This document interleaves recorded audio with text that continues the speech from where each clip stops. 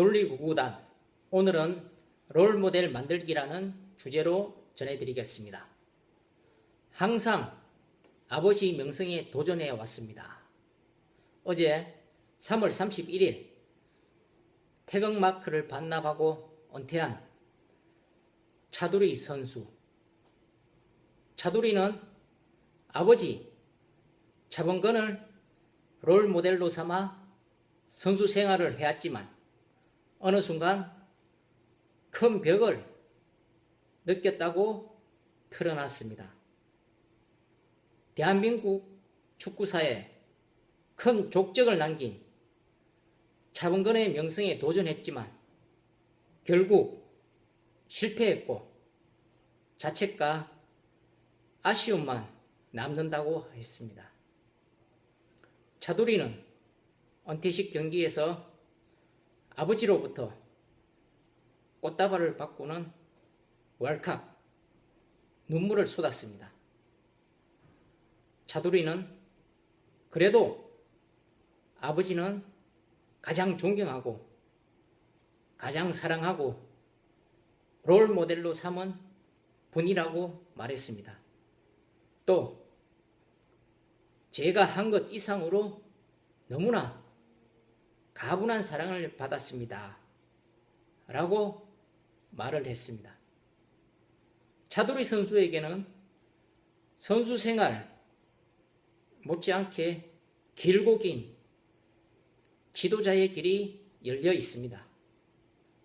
차두리가 아버지의 아성을 넘을 수 있는 도전장을 새롭게 받아들 수 있다는 것입니다.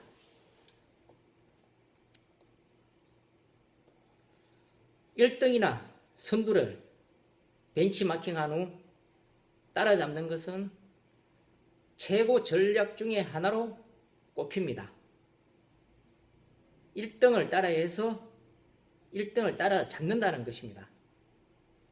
세계 유수의 글로벌 기업들이 최신 스마트폰 개발 과정에서 상대 기업이 서로 성능과 디자인을 베꼈다면서 고소고발을 하고 소송을 하고 있습니다. 따라하기에 효력을 방증하는 것으로 볼 수도 있습니다.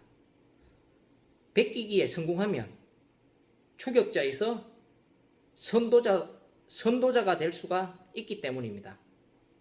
2등, 3등에 머물다가 1등을 하게 되는 것입니다.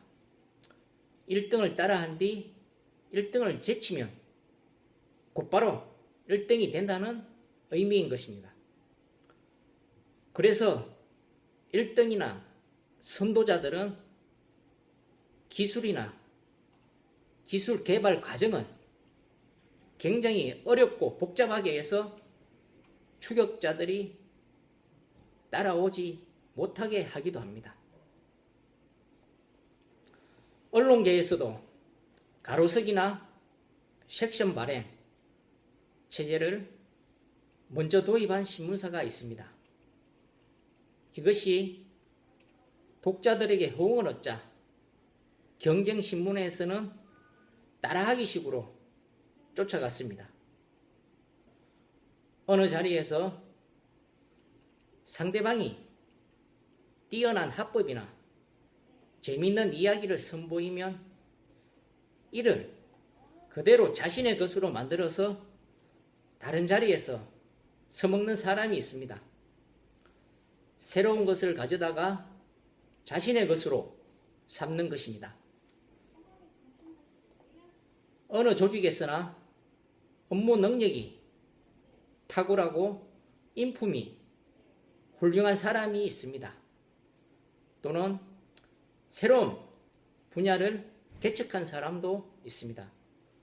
부하 직원이나 후배들은 이 사람을 롤모델로 삼아 따라하기를 합니다. 따라하기에 전형으로 삼아 그 사람의 언행과 업무 처리 방식을 그대로 닮아 나가는 것입니다. 어느 조직에서는 본부장으로 재직한 상사가 정기 인사를 6개월여 앞두고 일요회의를 새로 만들고 밑에서 빼어난 보고서가 올라오면 자신의 이름을 변기하면서 업무에 의욕적인 모습을 보여 임원으로 승진을 했다고 합니다. 그래서 이 본부장의 희화에 있던 부장 서너 명도 이 상황을 눈여겨보고 후일 임원 승진을 앞두고 비슷한 방식으로 업무 처리를 했다고 합니다. 따라하기입니다.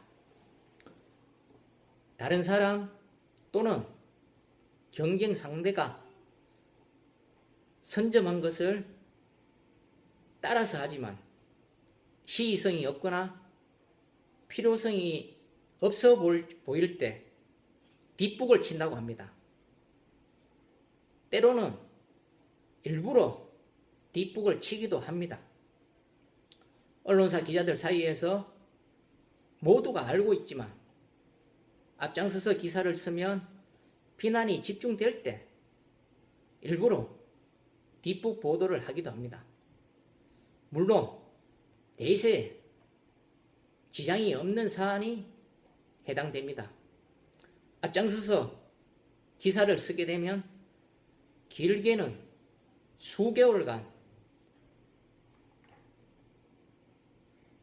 해당 취재원으로부터 시달릴 수 있기 때문입니다.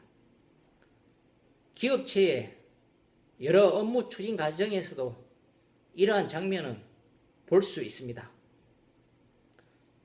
익살스럽게 흉내내는 패러디도 당사자의 이윤 창출 등 경제적인 관점에서 볼 수도 있습니다.